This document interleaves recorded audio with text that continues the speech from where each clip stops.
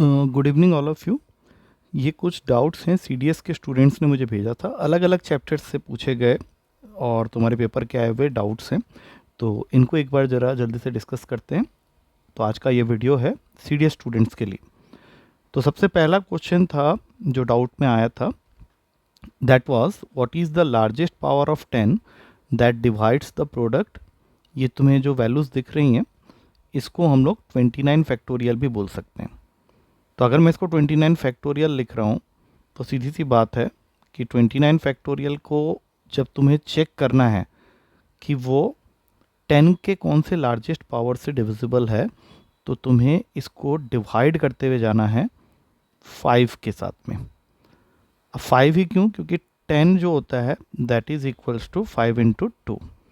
तो largest power of 10 अगर पूछ रहा है तो 5 का जो लार्जेस्ट पावर होगा उसी से डिवाइड करेंगे। और इसका एक तरीका होता है कि तुम इसको पहले 29/5 लिखोगे और एक ग्रेटेस्ट इंटीजर फंक्शन के ब्रैकेट के अंदर में डालोगे, फिर इसको लिखोगे 29/5 स्क्वायर और फिर इसको ग्रेटेस्ट इंटीजर फंक्शन के ब्रैकेट में डालोगे।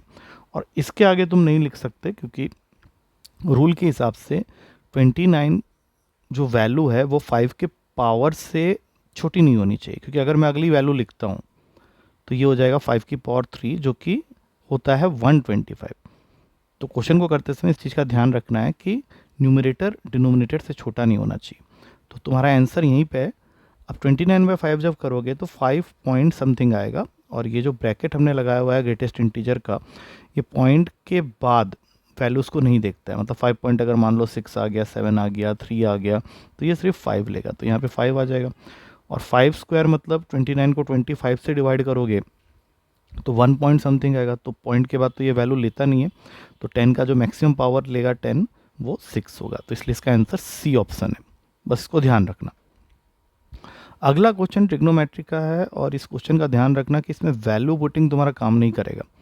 तुम्हारा क्वेश्चन है 10 की पावर में 8 थीटा प्लस कॉट की पावर में 8 theta is equals to M. तो यूजुअली हम लोग क्या करते हैं, थीटा को 45 डिग्री डाल देते हैं, और थीटा को अगर तुम यहाँ 45 डिग्री डालोगे तो क्या होगा कि tan theta plus cot theta, tan 45 degree और कॉट 45 डिग्री दोनों 1 1 होती है, तो m की वैल्यू 2 आ जाएगी। और फिर यहाँ डालोगे तो फिर वो भी 2 दे रहा है, तो फर्स्ट ऑप्शन ही आंसर दे रहा होगा। लेकिन ऐसा तरीका जो है अगर तुम करने जाओगे तो तुम देखोगे कि सी ऑप्शन भी ये आंसर दे रहा है, तो you will be in a doubt. तो इसको रियल तरीके से करना है। अब रियल तरीका क्या है, ध्यान से देखना। सबसे पहले हम लोग tan to the power of 4 theta plus cot to the power of 4 theta से स्टार्ट करेंगे, उसके होल स्क्वायर से। तो पहला टर्म आएगा 10 के पावर में 8 थीटा प्लस दूसरा टर्म आएगा कॉट के पावर में 8 theta plus 2ab that is tan to the power of 4 theta plus cot to the power of 4 theta.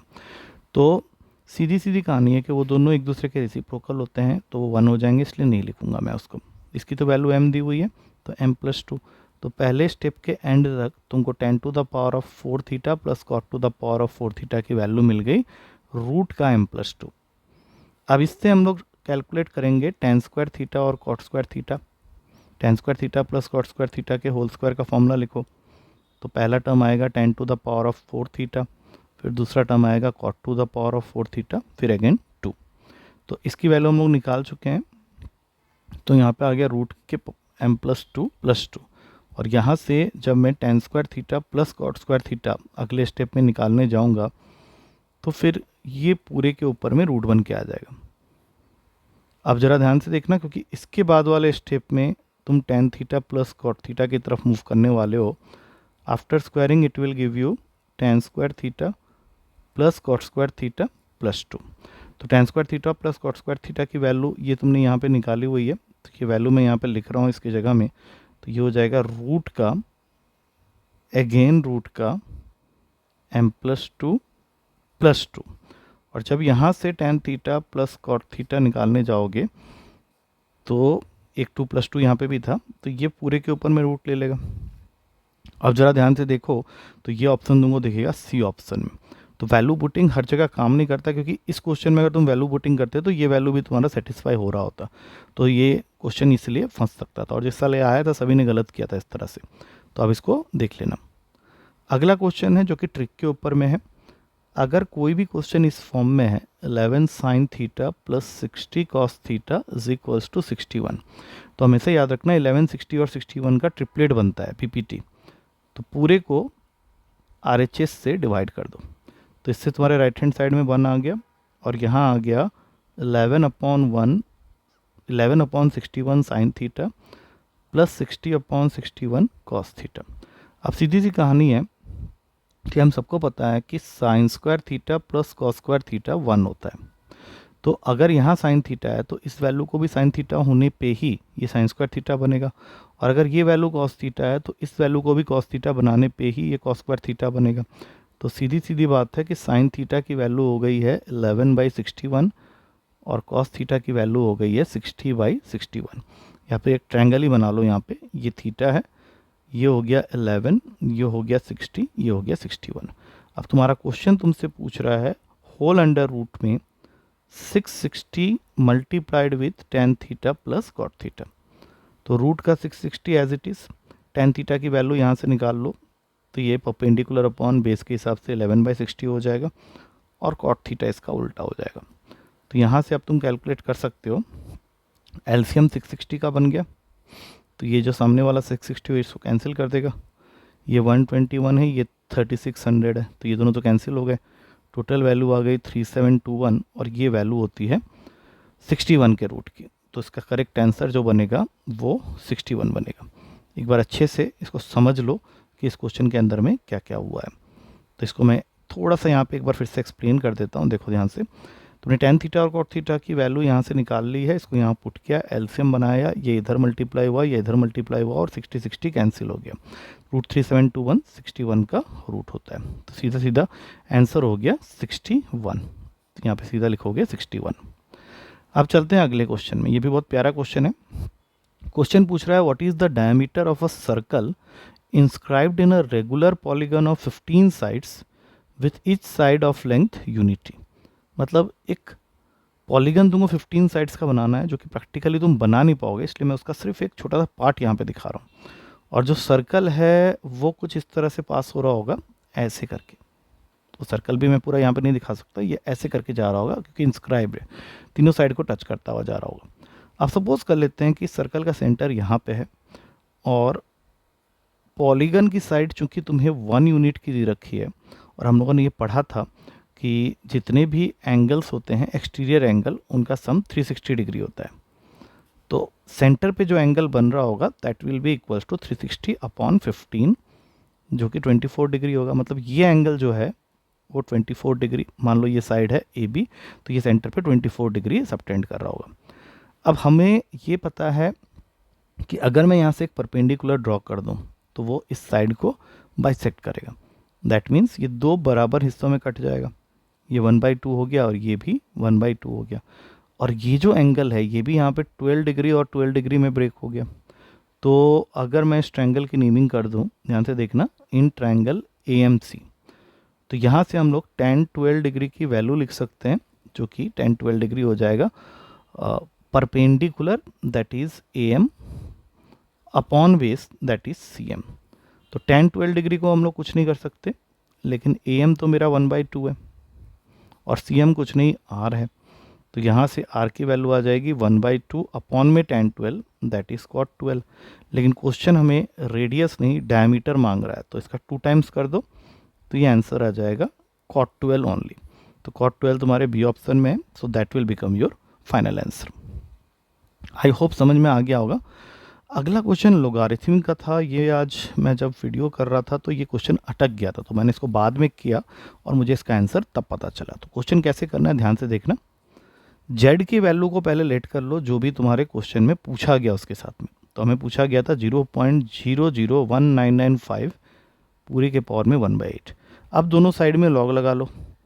अब दोनों साइड में लॉग लगाओगे तो उससे पहले क्या करो, इसको थोड़ा सा सिंप्लीफाई कर दो ताकि हमें ईजी रहे क्वेश्चन। तो 1995 इंटू 10 की पावर -6 पूरे के पावर में 1/8।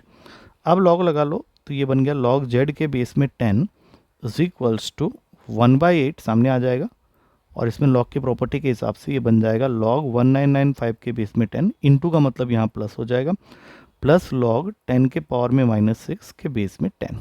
बस हमें इसको सिंप्लीफाई करते हुए जाना है, और इसमें से आई थिंक ये वैल्यू तो हमें दी हुई है ऑलरेडी, तो यहाँ पे बैठा दो 3.3000, और इसकी वैल्यू टोटल हो जाएगी -6 सामने आ जाएगा, तो log 10 के बेस में 10 1 होता है। अब हमारे पास में जो टोटल आया है उसके हिसाब से ये हो गया 1/8 होल मल्टीप्लाइड विथ 3.3 -6, तो -2.7/8 हो गया। अब -2.7/8 सॉल्व करते हो तो ये 0.3375 आएगा विद अ माइनस साइन। लेकिन ये सारी वैल्यू अभी आई है लॉग जेड के बेस में 10 की, जो कि फाइनली हमें मिला है माइनस का 0.3375। तो जब मैं यहाँ से जेड निकालूंगा तो ये बन जाएगा 10 के पावर में माइनस का 0.3375, जिसको मैं लिख सकता हूँ 1/10 के पावर में 0.3375। अब ये देख लो ऑप्शन बी में है, इसके नेक्स्ट स्टेप में ये आंसर आ जाएगा। आई होप समझ में आ गया होगा, उस समय ये क्वेश्चन बना नहीं था मेरे से। अच्छा, इसी तरह का एक और क्वेश्चन था, 2020 में आया हुआ क्वेश्चन है। एक इक्वेशन दे रखी है 6 के पावर में 3 - 4x इंटू 4 के पावर में x + 5 इज इक्वल्स टू 8, और क्वेश्चन में log 2 और log 3 की वैल्यू जो कि मैंने तुम लोग को लिखवाई हुई है क्लास में वो दिया हुआ है, और तुमसे वो पूछ रहा है कि x की वैल्यू कहाँ से कहाँ तक राय करेगी। ऑप्शन में कुछ आंसर्स दे रखे हैं, वो तुम्हारे सामने हैं, या तो x 0 से 1 के बीच में होगा, 1 से 2 के बीच में होगा, 2 से 3 के बीच में होगा, या फिर 3 से 4 के बीच में होगा। तो सीधी कहानी है, लॉग लगा लो। लॉग लगाते ही ये बन गया log 6 के पावर में 3 - 4x इंटू 4 के पावर में x + 5, इसको ब्रैकेट में डाल दिया, और log 8 यहाँ पे आ गया लॉग अप्लाई करने के बाद। अब प्रॉपर्टी के हिसाब से log 6 के पावर में 3 - 4x प्लस log 4 के पावर में x + 5, दोनों के बेस में 10, और यहाँ पे क्या होगा, इसको 3 log 2 के बेस में 10 लिख सकते हो। अब सबको ब्रेक करना है, 3 - 4x को पहले सामने ले आओ और इसको ब्रेक करके लिख दो log 2 के बेस में 10 प्लस log 3 के बेस में 10। सेम उसी तरीके से x + 5 को सामने ले आओ और इसको ब्रेक करके लिख लो, ये तुम्हारा बन जाएगा 2 log 2 के बेस में 10, और यहाँ पे 3 log 2 के बेस में 10 ऑलरेडी है। अब सबकी पेयरिंग कर लो, 3 - 4x इसकी वैल्यू हमें पता है जो कि क्वेश्चन में दे रखी है 0.301, और log 3 की वैल्यू भी हमें पता है 0.477। उसके बाद ये 2 सामने आ जाएगा, x + 5 क्योंकि पावर में जो 2 था उसको हमने सामने कर दिया, और इसकी वैल्यू डाल लो 0.301, और सेम उसी तरीके से 3 इंटू राइट हैंड साइड में वैल्यू है 0.301। अब इसको सॉल्व करते हुए जाना है। सॉल्व करते समय x वाले टर्म्स को एक तरफ कर लेना, तो अप्रोक्सीमेटली जो वैल्यू मुझे दिख रही है, क्योंकि ये इससे मल्टीप्लाई होगा, फिर ये इससे मल्टीप्लाई होगा, फिर ये दोनों मल्टीप्लाई होंगे, फिर यहाँ से ये 2 मल्टीप्लाई होगा, और फिर ये इससे मल्टीप्लाई होगा 2x के साथ। तो फाइनली जो वैल्यू आएगी सॉल्व होके, that will be a value which is lying between 1 and 2, not 0 and 1, वो मेरा आ रहा था। तो इस तरह से कुछ क्वेश्चंस डाउट में आए थे, तो मैंने कोशिश की है कि इसको तुमको सॉल्व करके प्रोवाइड कर सकूँ। ठीक है, चलो आई होप इसको अच्छी तरह से देख लोगे, सॉल्यूशन समझ में आ जाएगा। ठीक है ना, चलो तो इस तरह से डाउट्स भेज सकते हो। I will try my best to solve it in the least possible time, क्योंकि इसमें से एक 3 क्वेश्चन का सेट कल आया था, बट कल चूँकि मैं ठीक नहीं था तो मैं नहीं कर पाया था, but I have kept that question with me, तो फाइनली इसको सॉल्व किया। ठीक है, चलो take care, thank you to all of you.